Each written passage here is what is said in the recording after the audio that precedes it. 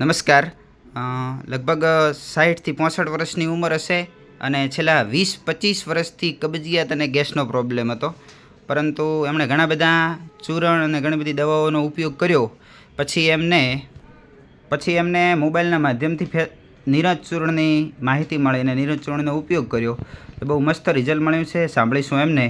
શું નામ છે આપણું બા? પારમલ શાહ મોહમ્મદ શાહ જુનેજા, ગામ ખોડા, તાલુકો થરાદ, જિલ્લો બનાસકાંઠા. બરાબર. પારમલ શાહ મોહમ્મદ શાહ જુનેજા, ગામ ખોડા, તાલુકો થરાદ.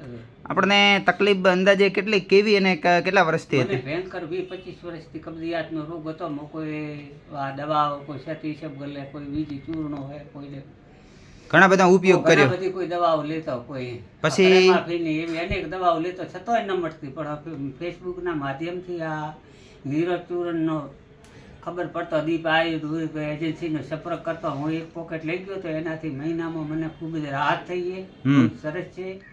નીરજ ચૂર્ણ એ બીજી કોઈ દવા એના તોલે આવે નહીં. એ નીરજ ચૂર્ણ બરાબર. બધી રીતે.